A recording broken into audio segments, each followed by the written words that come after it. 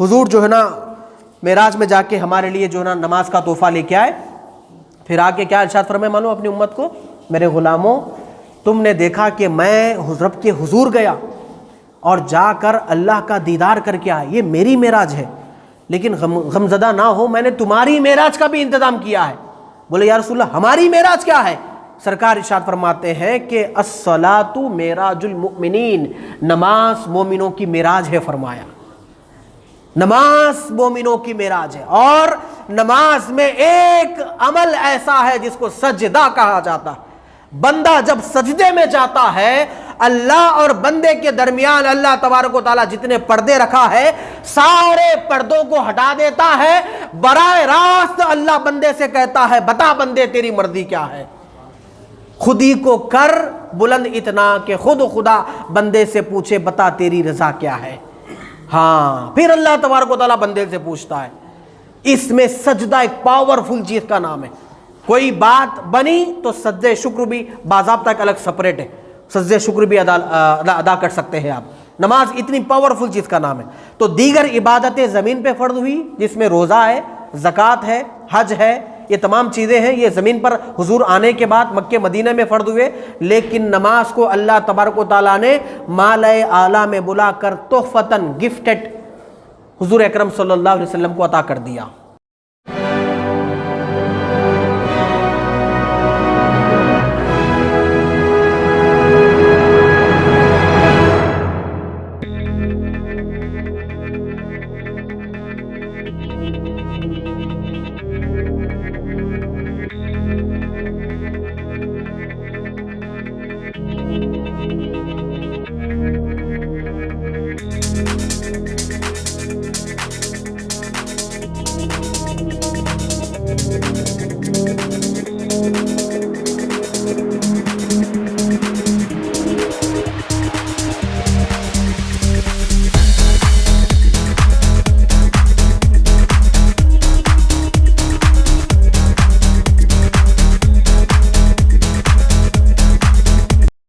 السلام علیکم ورحمۃ اللہ وبرکاتہ. الحمد للہ رب العالمین والصلاة والسلام علی سید الانبیاء والمرسلین. اما بعد فاعوذ باللہ من الشیطان الرجیم. بسم اللہ الرحمن الرحیم. قال اللہ تبارک و تعالی فی شان حبیبہ اجلالا و اکراما فصل لربک وانحر ان اللہ وملائکتہ یصلون علی النبی یا ایہا الذین آمنوا صلوا علیہ وسلموا تسلیما. اللہم صلی علی سیدنا حبیبنا مولانا محمد وعلی آلہ وصحبہ افضل صلواتک وعدد معلوماتک بارک وسلم. محترم سامعین کرام، اللہ جل شانہ کا بہت بڑا احسان ہے، فضل و کرم ہے. اللہ رب العزت نے ہم کو نبی مکرم تاجدار حرم احمد مجتبیٰ محمد مصطفیٰ صلی اللہ علیہ وسلم کی امت بابرکت میں اللہ نے ہمیں پیدا فرمایا ہے. الحمدللہ گزشتہ کئی جمعہ سے آپ حضرات کے سامنے الکوثر کے حوالے سے مختصر سی تفسیر عرض کرنے کی، مختلف معنوں پر عرض کرنے کی سعادت حاصل کی گئی تھی. اب انشاءاللہ تعالی اسی صورت مبارک کی جو دوسری آیت ہے فصل لربک، کہ پس اپنے رب کے لیے نماز پڑھیے، یہ دوسری آیت مبارکہ ہے. اس آیت کے ضمن میں چند ضروری باتیں نماز کے حوالے سے عرض کرنے کی انشاءاللہ کوشش کروں گا. نماز تمام عبادتوں میں سے سب سے افضل عبادت کا نام ہے، اور ارکان میں سے سب سے پہلا رکن نماز ہے. نماز کے بغیر مسلمان کے لیے کوئی چارہ نہیں ہے. نماز ہر مومن مرد و عورت پر فرض ہے، اور نماز ہی ایک ایسی عبادت ہے جس کے حوالے سے اللہ سبحانہ و تعالی میدان محشر میں سب سے پہلے ہم کو سوال کرے گا. لہٰذا اس عبادت کو کسی بھی صورت میں چھوڑا نہیں جا سکتا. اور نماز یہ سال میں ایک مرتبہ رمضان کے روزوں کی طرح فرض نہیں ہے، زکوٰۃ کی طرح فرض نہیں ہے، بلکہ حج کی طرح زندگی میں ایک مرتبہ نہیں ہے، بلکہ دن میں 5 وقت ہر مومن مرد و عورت پر نماز فرض ہے. اور اس کی فردیت کے حوالے سے اللہ تبارک و تعالیٰ نے قرآن مجید میں 32 مقامات پر اقیموا الصلاۃ وآتوا الزکاۃ کے نام سے حکم ارشاد فرمایا ہے. تو جب ایک ہی عبادت کا حکم 32 مرتبہ قرآن میں آئے تو پھر آپ اندازہ لگا سکتے ہیں کہ یہ کوئی عام حکم نہیں ہے، یہ کوئی عام بات نہیں ہے۔ کئی عبادتوں کا حکم یوں تو قرآن مجید میں دیا گیا ہے، لیکن ایک مرتبہ دیا گیا یا 2 مرتبہ دیا گیا، لیکن نماز کے حوالے سے اور زکوٰۃ کے حوالے سے، اور دونوں کو جوڑ کر اللہ تبارک و تعالیٰ نے لگ بھگ کم و بیش 32 ٹائمز اللہ تبارک و تعالیٰ قرآن مجید میں کہا کہ اقیموا الصلاۃ، نماز پڑھو۔ پھر بعد میں کئی آیتوں میں اس طرح بھی آیا ہے وارکعوا مع الراکعین، رکوع کرنے والوں کے ساتھ رکوع کرو۔ سپریٹلی نماز کا حکم الگ دیا گیا، پھر یہ بھی کہا گیا ہے وارکعوا مع الراکعین، یعنی رکوع کرنے والوں کے ساتھ رکوع کرو۔ اس طرح کا بھی حکم، رکوع کے حوالے سے بھی حکم دیا گیا۔ تو میرے بھائیوں، سوچنے سمجھنے والی بات یہ ہے کہ یہ کوئی عام عبادت نہیں ہے جسے ٹکٹ ایزی کے طور پر چھوڑا جا سکتا ہے، بلکہ ایک سیریس عبادت ہے، اس پر جمے رہنا چاہیے، اس کو پڑھے رہنا چاہیے۔ اور حضور اکرم صلی اللہ علیہ وسلم ارشاد فرماتے ہیں مومن اور کافر کے درمیان سب سے بڑی حد فاصل جو چیز ہے وہ نماز ہے۔ کافر نماز نہیں پڑھتا، مومن نماز پڑھتا ہے۔ اور آپ یہ بات جان کر آپ تعجب کریں گے کہ دور صحابہ میں حضور اکرم صلی اللہ علیہ وسلم کے پیریڈ میں اگر کوئی صحابی نماز کو نہیں آتے تو دوسرے صحابہ ان کے بارے میں یہ سوچتے تھے شاید انہوں نے اسلام چھوڑ دیا ہوگا، ایسا سوچتے تھے، شاید انہوں نے اسلام کو چھوڑ دیا ہوگا۔ آپ سوچئے کتنی بڑی بات ہے۔ یعنی کہنے کا مطلب یہ ہے، اس بات کا اصل مطلب یہ ہے بھائی آپ اپنے آپ کو مسلمان بول رہے ہیں اور نماز کو نہیں آ رہے، ایسا کیسا ہو سکتا ہے؟ نماز تو وہ نہیں پڑھتا جو مسلمان نہیں ہے، نماز تو اس کو پڑھنا ہی ہے جو مسلمان ہے۔ تو اللہ تبارک و تعالیٰ نے اس عبادت پر زیادہ زور لگا کے قرآن مجید میں ارشاد فرمایا، اور اس کے ساتھ اللہ نے زکوٰۃ کا حکم دیا۔ اب وہ زکوٰۃ کی جب ٹاپک آئے گی انشاءاللہ تب آپ کے سامنے بیان کریں گے، ابھی صرف نماز کی بارے بات چل رہی ہے، کیونکہ سورہ کوثر میں اللہ نے کہا کہ اپنے رب کے لیے نماز پڑھیے، فصلی، پس پڑھیے، لربک، اپنے رب کے لیے، کیونکہ خاص طور پہ نماز تو پڑھی جاتی ہی ہے اللہ کے لیے، لیکن پھر بھی لربک اس لیے کہا گیا کیونکہ بسا اوقات ایسا نمازیوں کے دل و دماغ میں بات آتی ہے کہ نماز ہم جا رہے ہیں نماز کو مسجد سے نکل کے، اور ہماری نیت بسا اوقات ایسی ہوتی ہے کہ لوگ مجھے دیکھ کر کہیں کہ بھائی نمازی ہے۔ پھر کوئی اگر 2 3 4 بجے رات کو اٹھ کے جو ہے نا تہجد کی نماز پڑھے اور صبح اٹھ کے جو ہے نا اپنے بازو والے کو بتانا ہے کہ میں نے تہجد پڑھی ہے، تو سامنے والے کو کہہ رہے کہ میں سحری میں اٹھا تھا، آپ کی بالکنی کی لائٹ کھلی تھی۔ ارے آپ کو کیسا معلوم ہماری بالکنی کی لائٹ کھلی ہے؟ نہیں میں تہجد پڑھنے اٹھا تھا تو میں دیکھ لیا تھا۔ ان کو اصل بولنا یہ تھا کہ میں تہجد پڑھ رہا تھا، تو اب انہوں انڈائریکٹ کیا بول رہے کہ میں آپ کی بالکنی کی لائٹ کھلی تھی، تو سامنے والا پوچھیں گا آپ کو کیسا معلوم، تو میں بولوں گا میں تہجد پڑھ رہا تھا اس وقت میں۔ ان کو اپنی تہجد کی نماز بتانا تھا تو انہوں سامنے والے کی لائٹ کا حوالہ دے کے بات کریں۔ اس لیے ریاکاری کا شائبہ کبھی کبھی عبادات کے اندر جھلکتا ہے، اور وہ عبادت جو ریاکاری سے بھری ہوئی ہو وہ ہمارے منہ پہ پھینک دینے جانے والی ہے، چاہے وہ زکوٰۃ ہو، چاہے وہ حج ہو، چاہے وہ نماز ہو، چاہے وہ روزہ ہو، کوئی بھی عبادت پکڑ لیجیے آپ، وہ عبادت خالصتاً للہ ہونا چاہیے، اللہ کی رضا کے لیے ہونا چاہیے۔ کسی عبادت میں ریاکاری اور نام و نمود کا اگر شائبہ پایا جائے، اگرچہ کہ رائے کے دانے کے برابر ہو، وہ عبادت قابل قبول نہیں ہوتی۔ اس لیے فصلی، پس نماز پڑھیے، لربک، اپنے رب کے لیے کہا جا رہا ہے کہ بھائی نماز پورے اخلاص کے ساتھ، خلوص نیت کے ساتھ، ایقان کے ساتھ اللہ کے حضور کھڑے ہو جاؤ، اور یہاں کھڑے ہونے سے پہلے وہاں پر آپ کو پاک کیا جاتا ہے، آپ کے ہاتھوں کو پیروں کو سب کو دھلایا جاتا ہے۔ نماز کے فضائل کیا ہے، اس کے طبی یعنی میڈیکلی کیا بینیفٹس ہے، انشاءاللہ جیسے جیسے وقت آئے گا میں آپ حضرت کے سامنے بیان کروں گا۔ تو نماز مسلمان اور کافر کے درمیان پہچان والی چیز ہے۔ نماز اللہ تبارک و تعالیٰ میدان محشر میں سب سے پہلے جس عبادت کے حوالے سے سوال کرے گا وہ عبادت نماز ہے، ٹھیک ہے، یہ باتیں ہو گئی۔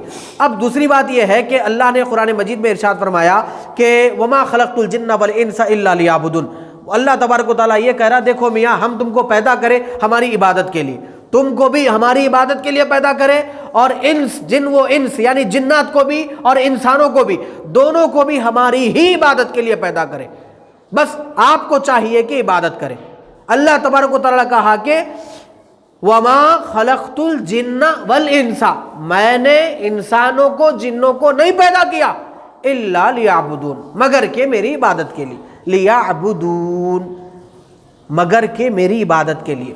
تو اس میں نماز کا جو نا پرٹیکولر ذکر نہیں ہے، لیعبدون عبادت، نماز عبادت، روزہ عبادت، زکوٰۃ عبادت، اچھا بولنا بھی عبادت، اپنے گھر والوں کے لیے عقل حلال کمانا بھی عبادت، راستے سے تکلیف دہ چیز اٹھانا بھی عبادت، کسی کی مدد کرنا بھی عبادت، مسجد بنانا بھی عبادت، بنوانا بھی عبادت، عمل خیر کرنا بھی عبادت، کروانا بھی عبادت۔ اگر عبادتوں کی دنیا کو اگر دیکھا جائے گا، ہر کار خیر کو عبادت کہا جاتا ہے، اس لیے اللہ نے لیعبدون کہا۔ اللہ اگر یہ بولتا کہ میں تم کو پیدا کر صرف میری نماز کے لیے، تو پھر صبح سے شام تک آپ کو نماز ہی پڑھنا ہوتا تھا، کوئی دوسرا کام کرنے۔ آپ کے اوپر مہربانی ہے یہ، یا نہیں پڑھے خزا جا کے گھر میں پڑھ لو، یہ آپشن دیا گیا آپ کو، ٹھیک ہے؟ اور نہ صرف اس عبادت کے ساتھ اور بھی عبادتیں آپ کو لگائیے۔ تو ہر وہ کام جو محض رضائے الہی کے لیے اچھا کام ہو، وہ عبادت میں شمار ہوتا ہے۔ اب عبادات کی اگر فہرست اگر اٹھا کر آپ دیکھیں گے، اتنی طویل فہرست کہ آپ اس کو پڑھ نہیں پائیں گے، اتنی طویل فہرست ہے۔ یہاں تک کہ حد یہ ہو گئی، اپنی ماں کو محبت کی نگاہ سے دیکھنا بھی عبادت ہے، بیوی کو حلال کا لقمہ کھلانا اپنے ہاتھوں سے، وہ بھی عبادت ہے، اور اس کی ہیلپ کرنا بھی جو ہے نا اللہ تبارک و تعالیٰ کی خوشنودی کا ذریعہ ہے۔ تمام چیزیں یہ عبادات میں ہیں۔ ان عبادات کی دنیا میں فرسٹ نمبر پر اگر کوئی عبادت آپ دیکھنا چاہتے ہیں تو وہ نماز ہے۔ بولیے کیا چیز ہے وہ نماز ہے، فرسٹ نمبر پر۔ 1 2 3 آپ ڈیجٹس کی شکل میں لگاتے جائیے عبادات کو، فرسٹ نمبر پہ جو چیز آپ کو لکھنا چاہیے، جو چیز لکھی ہوئی ہے وہ ہے نماز۔ اور مزاج ہمارا ایسا ہوا کہ ہم نماز نہیں پڑھیں گے لیکن صبح سے شام تک ذکر کریں گے۔ کیا کہہ کے ذکر کریں گے؟ میرے گھر میں جو نا خیر و برکت نہیں ہو رہی، مولانا وظیفہ دیے تھے، وظیفے پڑھ رہے ہیں۔ پھر 40 دن کے بعد آ کے پلٹ کے مولانا کو بولا آپ تو وظیفہ دیے تھے، وظیفہ کوئی اثر ہی نہیں کرا۔ وہ وظیفے اثر کرتے ہیں جو نمازوں کے ساتھ پڑھے جاتے ہیں۔ سمجھ میں آ رہی میری بات؟ ورنہ صرف آپ جو چاہے پڑھیں گے اور نماز نہیں پڑھیں گے اور بول رہے وظیفے کا اثر نہیں ہو رہا، یہ آپ کی کمی ہے، وظیفے کی کمی نہیں ہے۔ ورنہ وظیفے تو پاورفل ہوتے ہیں۔ اب وہی کوئی مجھ سے جو نا اگر وظیفہ پوچھتا تو میں عموماً وظیفہ دیتا ہوں، سبحان اللہ و بحمدہ سبحان اللہ العظیم۔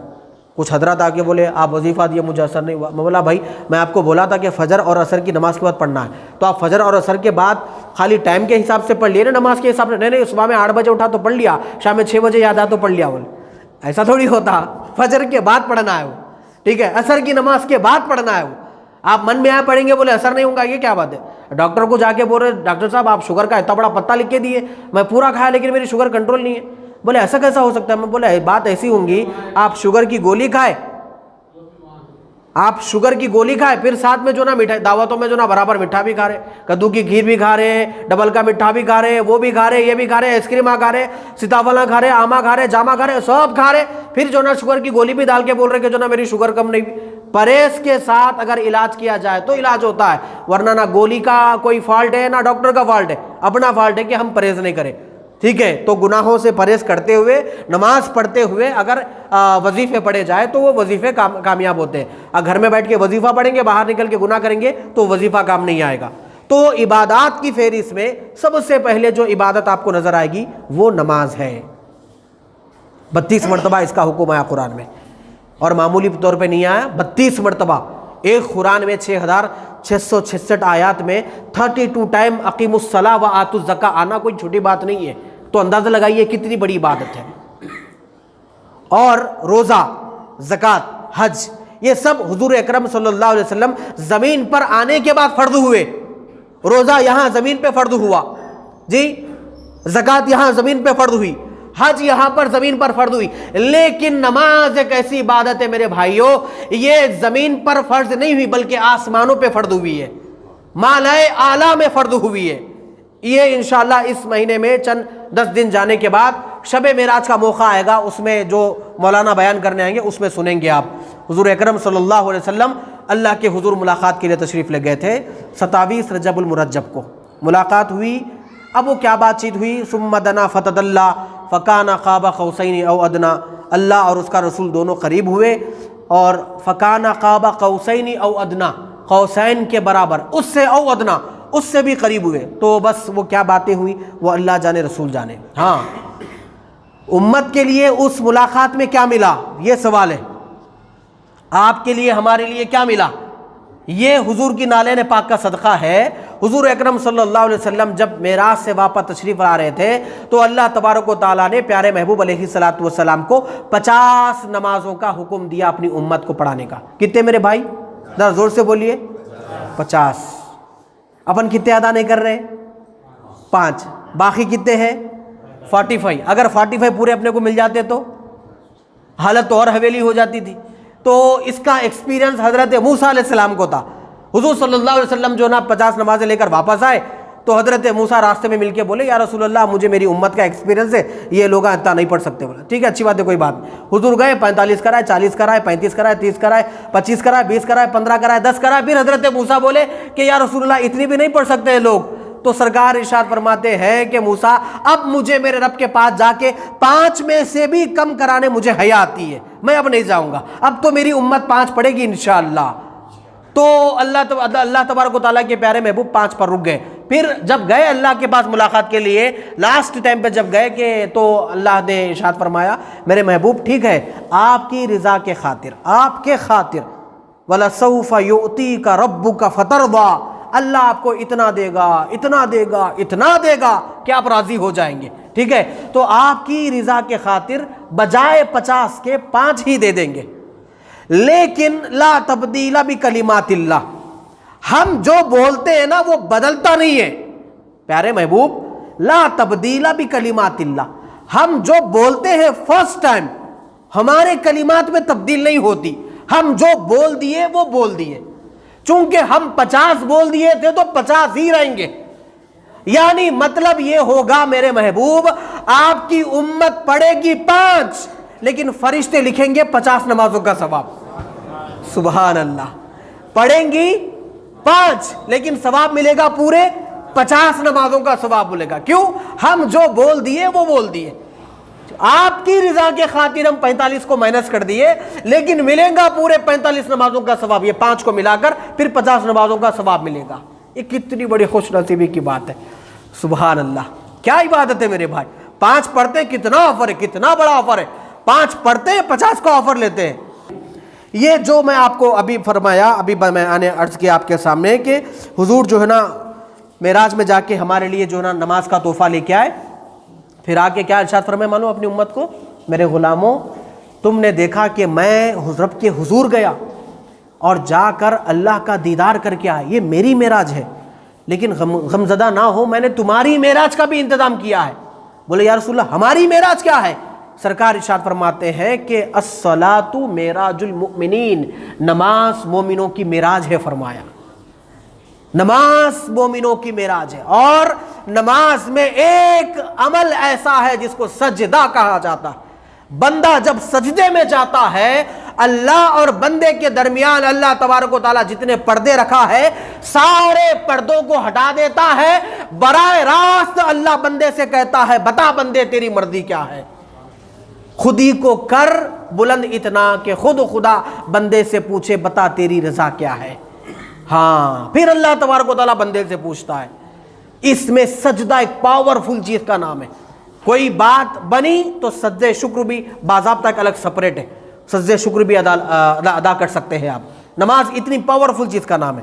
تو دیگر عبادتیں زمین پہ فرض ہوئی جس میں روزہ ہے, زکوٰۃ ہے, حج ہے, یہ تمام چیزیں ہیں یہ زمین پر حضور آنے کے بعد مکہ مدینہ میں فرض ہوئے.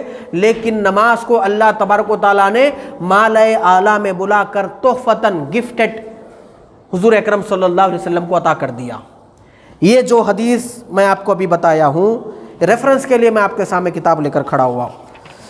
اس کو امام بخاری نے صحیح امام بخاری نے کتاب الصلاۃ میں ذکر کیا ہے, امام مسلم نے کتاب الایمان میں اس کو ذکر کیا ہے, اور ابن ماجہ نے فی السنن میں اس کو ذکر کیا ہے کتاب اقامت الصلاۃ, اور امام احمد بن حنبل نے المسند میں اس کو ذکر کیا ہے, امام ابن حبان نے فی الصحیح میں اس کو ذکر کیا ہے, امام بہقی نے فی السنن الکبریٰ میں اس کو ذکر کیا ہے. اتنی حدیثوں کی کتابوں میں یہ جو میں حدیث ابھی آپ کو سنایا کہ نماز آسمانوں پہ فرض ہوئی, اتنے محدثین نے اپنی اپنی حدیثوں کی کتاب میں اس کے ذکر کیا ہے. اور یہ حدیث حضرت انس بن مالک رضی اللہ تعالیٰ عنہ سے روایت ہے. اور ایک حدیث دیکھیے، حضرت عثمان بن عفان رضی اللہ تعالیٰ عنہ سے روایت ہے، وہ فرماتے ہیں کہ رسول اللہ صلی اللہ علیہ وسلم نے ارشاد فرمایا، جس نے یقین کر لیا کہ نماز حق ہے، جس نے یقین کر لیا کہ نماز حق ہے اور ہم پر فرض ہے، وہ جنت میں داخل ہوگا۔ یہ حدیث ہے حضرت عثمان بن عفان رضی اللہ تعالیٰ عنہ سے روایت ہے، اور اس کو امام احمد بن حنبل نے المسند میں اس کو ذکر کیا ہے۔ یعنی آپ نے یقین کر لیا کہ یہ نماز ہم پر فرض ہے، کامل یقین کے ساتھ، کوئی شک و شبہ نہیں ہے۔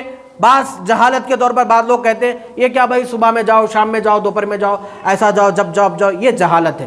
ہم یہ نماز نہیں پڑھتے، وہ نہیں پڑھتے، نماز بولنا یہ گناہ ہے۔ اس کو کوئی اور جملے سے جو نہ ادا کرے تو وہ اور بات ہوگی، لیکن میں نہیں پڑھوں گا، میں نہیں پڑھتا۔ اس لیے بچوں کو اتنا بھی جو ہے نا ضدی بچوں کو فورس نہیں کرنا چاہیے کہ جاؤ پڑھو۔ وہ اگر غصے میں آگے بول دیا کہ میں نہیں پڑھوں گا، میں نہیں پڑھتا، مجھے نہیں پڑھنا، مجھے دل نہیں لگتا، پھر یہ گناہ کے ورڈز میں شمار ہو جاتا۔ اسی لیے محبت سے بولنا، طریقے سے بولنا، مارنا بھی ہے تو طریقے سے مارنا۔ تو جس نے یقین کر لیا کہ نماز حق ہے اور ہم پر فرض ہے، تو پیارے محبوب ارشاد فرماتے ہیں وہ جنت میں داخل ہوگا۔ حضرت ابو امامہ رضی اللہ تعالیٰ عنہ فرماتے ہیں، میں نے رسول اللہ صلی اللہ علیہ وسلم سے فرماتے ہوئے سنا، حجۃ الوداع کے موقع پر خطاب کرتے ہوئے سرکار نے ارشاد فرمایا، اپنے رب سے ڈرو۔ یہ آخری خطبہ تھا حضور کا، جو امت کے حوالے سے آپ اسپیچ دے رہے تھے اپنی امت کو۔ کہا اپنے رب سے ڈرو، اپنی 5 نمازیں ادا کرتے رہو۔ یہ آخری ورڈز ہے سرکار کے جو آپ کے حیات طیبہ میں ارشاد فرما رہے ہیں۔ اور اپنے مہینے یعنی رمضان کے مہینے میں روزہ رکھا کرو، اور اپنے مالوں کی زکوٰۃ دیا کرو۔ یہ عبادتیں سرکار ایک ایک کر کے گنوا رہے ہیں، لیکن سب سے پہلے جس کی ذکر کیا وہ کہا کہ رب سے ڈرو، چاہے کمرے میں ہو یا میدان میں ہو یا کہیں بھی ہو، رب سے ڈرو۔ کسی کو پیسے ڈالتے وقت میں ڈرو، کسی سے پیسہ لیتے وقت میں ڈرو، ڈرو بہرحال اللہ سے ڈرو، اس کے بعد نماز ادا کرو، ٹھیک ہے؟ اپنے اموال کی زکوٰۃ دو اور اولی الامر کی اطاعت کرو، یعنی آپ سے جو بڑے ہیں نا ان کی اطاعت کرو۔ آپ سے جو بڑے ہیں انہوں اگر آپ کو کچھ بول رہے تو اطاعت کرو۔ بعض لوگوں کا کیا ہوتا معلوم، ہم قرآن میں دیکھیں تو عمل کرتے، حدیث میں دیکھیں تو عمل کرتے، صحابہ بولے تو عمل کرتے، باقی کے آج کل کے جو مولانا لوگ بول رہے ہم ان کی بات پہ عمل نہیں کرتے، کیونکہ مولانا کی بات اتھینٹک نہیں ہے، ہم قرآن و حدیث پہ۔ تو ویسا آپ بولیں گے کہ نماز میں جو ہے نا اگر موبائل بج رہا، اس میں قرآن بھی رکھا ہوا ہے، موبائل جو ہے نماز میں جو ہے بج رہا، اب آپ کہاں جا کے قرآن میں دھنیں گے؟ جو میں نماز میں کھڑا ہوا ہوں اور میرا موبائل جو ہے رنگ ہو رہا، کوئی مجھے کال کر رہا، اب مجھے اس کو سائلنٹ کرنا ہے، کیسا سائلنٹ کروں میں؟ اچھا میں وضو کے حالت میں نہیں ہوں، میرے اسکرین پہ قرآن ہے، اب میں انگلی لگاؤں یا نہیں لگاؤں اسکرین پہ، کیونکہ میرے اسکرین پہ قرآن ہے۔ اب قرآن میں جا کے دنیا کہاں ملتا آپ کو، حدیث میں جا کے دنیا کہاں ملتا؟ دور صحابہ میں موبائل تھا نہیں تھا تو مسئلہ نہیں ہے، مسئلہ نہیں ہے تو کیا کریں گے پھر؟ اب بچہ ہے امریکہ میں، بچی ہے راحت نگر میں، اب دونوں کا نکاح کرانا ہے، بیچ میں انٹرنیٹ ذریعہ ہے، انہیں وہاں قبولے بول رہا، یہ بچی یہاں قبولے بول رہی، پھر نکاح ہوا نہیں ہوا، اور ضروری بھی ہے نکاح، نہیں ہوا تو الگ مسائل ہو رہے گھر کے اندر، کیسا کریں گے؟ یہ قرآن میں ہے، یہ حدیث میں ہے نہیں ہے، تو کیا کرنا؟ اولی الامر منکم، آپ کے جو بڑے ہیں انہوں جو بولے وہ سن لینا، نہیں سنتے بولے تو پچھتاتے، پھر نہیں سنتے اگر بولے تو پھر پچھتانے کے علاوہ کچھ نہیں ہے۔ تو موبائل پر اسکرین پر جو ہے نا اگر قرآن ہے اس کو انگلی سے اوپر نیچے کیا جا سکتا ہے، نہیں کیا جا سکتا ہے؟ آپ کو اولی الامر منکم یعنی جو بڑے علماء ہیں، انبیاء کے وارث ہیں، عالم ہیں، اسکالرز ہیں، اسلامک صوفی ہے، اس سے جا کر پوچھیں گے تو وہ 40 علماء بیٹھ کے کیا کرتے معلوم ہے آپ کو؟ قرآن و حدیث سے دونوں سے نچوڑ نکالتے کہ قرآن و حدیث سے دونوں کا کیا ہے نچوڑ۔ آپ کو معلوم ہے، ایک بات سناتے ہوئے آگے چلوں میں، کہ ایک مرتبہ کیا ہوا، حضرت مولا کائنات رضی اللہ تعالیٰ عنہ کے پاس ایک خاتون آئی، ایک عورت بول رہی کہ یہ بیٹا میرا ہے اور دوسری عورت بول رہی کہ یہ بیٹا میرا ہے۔ تو حضور حضرت مولا کائنات نے ارشاد فرمایا کہ تیرے پاس کیا ثبوت ہے، تیرے پاس کیا؟ دونوں اپنے اپنے ثبوتان دیے۔ تو چونکہ آپ امیر المؤمنین تھے، آپ جو فیصلہ کریں گے اس کا بیٹا اس کا ہے، اور ہم کو یقین ہے کہ آپ قرآن سے فیصلہ کریں گے۔ قرآن میں یہ کہاں لکھا ہوا ہے دیکھیے آپ کہ کس کا بیٹا کہاں ہے، کیسا پہچاننا، کہاں لکھا ہوا ہے؟ نہیں ہے نا میرے بھائی۔ تو بڑے لوگ اولی الامر منکم، بڑے لوگوں کا کہنا چپ چاپ مان لینا، ہاں اگرچہ کہ ہاں وہ جو بڑے لوگوں کا کہنا مانتے ہیں، بڑے بڑے لوگ دیکھنا وہ کون ہے، ان کا بیک گراؤنڈ کیا، ان کا کوالیفیکیشن کیا، وہ لوگ کیا پڑھے ہوئے، کون سی یونیورسٹی سے ان کی وابستگی ہے، کون سے عقائد سے وہ تعلق رکھتے ہیں، وہ ذرا دیکھ لینا، آپ دیکھ کے ان کی بات کو سن لینا، ٹھیک ہے۔ تو مولا کائنات نے فرمایا، دو عورتیں آ کے بول رہے ہیں انہیں میرا بیٹا ہے، بول رہے وہ میرا بیٹا ہے بول رہے۔ تو مولا کائنات اپنی باندی کو بلائے، بولے کہ دونوں کو کمرے میں لے کے جاؤ، یہ دونوں کا دودھ نکالو، دونوں کا دودھ نکال کر تولو، ترازو میں رکھ کے دونوں کا دودھ تولو۔ وہ تولا گیا یا وزن کیا گیا، یا ترازو نہیں تھا اس دور میں تو ایسا نہیں ہے، تو ایسا سمجھ سکتے ہیں، وزن کیا گیا۔ جس کا دودھ بھاری ہوگا، وزن ہوگا، بیٹا اس کا ہے، جس کا دودھ وزن میں کم ہوگا، بیٹی اس کی ہے۔ تو ایک عورت آئی، اس کا دودھ جو ہے نا وزن کیا گیا تو اس کا دودھ بھاری تھا، پھر اور ایک دوسری عورت کا وہ دودھ کا وزن کیا گیا تو اس کا دودھ ہلکا تھا۔ تو مولا کائنات نے کہا کہ بیٹا تیرا ہے، بیٹی تیری ہے۔ تو دونوں نے کہا کہ آپ کیسا فیصلہ کریں کہ بیٹا ان کا ہے ان کا نہیں ہے؟ تو مولا کائنات کہتے ہیں کہ اللہ نے قرآن میں کہا باپ کی پراپرٹی میں بیٹے کو 2 حصے ہیں۔ کتنے حصے بولیے؟ 2 حصے۔ اور بیٹی کو؟ اور طاقتور مرد ہوتا یا عورت ہوتی؟ تو مرد بچہ جب پیدا ہوتا تو عورت کا دودھ وزنی ہوتا، سمجھ میں آ رہی میری بات؟ اور عورت بچی جب پیدا ہوتی تو اس کے حساب سے اس کا دودھ آتا۔ آپ کو جو فوڈ چاہیے نا، اللہ وہ فوڈ آپ کو دیتا ہے۔ آ رہی بات سمجھ میں؟ یہ اس کی قدرت کا شاہکار ہے۔ تو مولا کائنات نے قرآن کی اس آیت سے بچے کو 2 حصے، بچی کو 1 حصہ، اس آیت سے ایک مسئلہ نکال کر باپ یہ بچے کا اور ماں کا مسئلہ حل کر دیا۔ اگر یہ بولتے کہ نہیں بیٹا کا مسئلہ قرآن میں ہی لکھا ہوا ہے بتاؤ، تو زندگی بھر یہ مسئلہ حل نہیں ہوتا تھا۔ اسی لیے اولی الامر منکم کہا جاتا ہے کہ مسائل کے بیان میں شریعت، لا جو چیز ہوتی ہے نا، وہ علماء کرام کو فالو کرنا چاہیے، سننا چاہیے۔ یہ سرکار کب ارشاد فرما رہے ہیں؟ اپنی زندگی کے آخری خطبے میں ارشاد فرما رہے ہیں کہ وَأُولِي الْأَمْرِ مِنْكُمْ۔ اس حدیث کو امام احمد بن حنبل نے بہت معتبر حدیث کی کتاب کا نام ہے المسند، اس میں ذکر کیا ہے۔ حضرت ابو امامہ رضی اللہ تعالیٰ عنہ سے روایت ہے کہ رسول اللہ صلی اللہ علیہ وسلم کو میں نے فرماتے ہوئے حجت موقع پر سنا کہ آپ نے فرمایا کہ لوگوں کے ساتھ صلہ رحمی کرو اور اپنے پروردگار کی جنت میں داخل ہو جاؤ۔ پھر اور ایک حدیث شریف میں، اس کو امام ترمذی نے روایت کیا ہے، اور ایک حدیث شریف ہے جس کو امام ترمذی نے روایت کیا ہے کہ نبی کریم صلی اللہ علیہ وسلم سے سنا کہ آپ نے فرمایا اے لوگو جان لو میرے بعد کوئی نبی نہیں ہوگا، سرکار ارشاد فرما رہے ہیں، اور نہ ہی تمہارے بعد کوئی اور امت ہے، نہ میرے بعد کوئی نبی ہے، نہ آپ کے بعد کوئی امت ہے۔ نبی آخری نبی حضرت محمد صلی اللہ علیہ وسلم، اور امت یہ امت آخری امت ہے، اس کے بعد کوئی امت آنے والی نہیں۔ اگر کوئی یہ بول رہا کہ ایک نبی آنے والا تو جھوٹا ہے، کذاب ہے، مکار ہے۔ اگر کوئی یہ بول رہا ہے کہ اور ایک امت آنے والی تو انہیں بھی جھوٹا ہے، مکار ہے۔ قیامت تک یہی امت محمد صلی اللہ علیہ وسلم رہے گی۔ آخری حدیث سے اپنی گفتگو ختم کر رہا ہوں۔ فرمایا خبردار، آخری نبی، آخری امت اور آخری بات، خبردار اپنے رب کی اطاعت کرو اور اپنی 5 نمازیں ادا کرو اور ماہ رمضان کے روزے رکھو، دلی رضامندی کے ساتھ اپنے اموال کی زکوٰۃ دو، پے کرو، زکوٰۃ کا پیسہ دو، اور عادل حکمرانوں کی اطاعت کرو۔ اگر بادشاہ سلامت عادل ہے، وقت کا بادشاہ جو پرنسس ہے، کنگ ہے، اگر وہ عادل ہے، انصاف پسند ہے، اگر وہ کچھ بول رہا تو اس کی بات سنو، تو تم اپنے رب کی جنت میں داخل ہو جاؤ گے۔ یہاں تک کہ نماز کے فضائل کی حدیثیں ہیں جو میں آپ کو سنایا تھا۔ یہ جو میں ابھی آپ کو حدیث جو سنایا نا حضرت ابو امامہ کی، اس کو امام ترمذی نے فی السنن میں ذکر کیا کتاب الجمعہ میں، اور اس کو امام طبرانی نے فی المعجم الکبیر میں اس کو ذکر کیا ہے۔ معجم الکبیر میں اس کو، المعجم الکبیر ایک حدیث کی کتاب کا نام ہے، اس کو اس میں ذکر کیا ہے۔ یہ ہے نماز کے حوالے سے جو چند فضیلتیں میں آپ کے سامنے ذکر کرا، اور بہت سی فضیلتیں ہیں نماز کے حوالے سے۔ انشاءاللہ جیسے جیسے جمعہ میں وقت ملے گا آپ کے سامنے بیان کروں گا۔ اللہ سے دعا ہے پروردگار عالم ہماری اس مجلس کو، نشست کو قبول فرمائے، اور ہماری اس دعا کو پیارے آقا کے صدقے قبول فرما۔ وما علینا الا البلاغ۔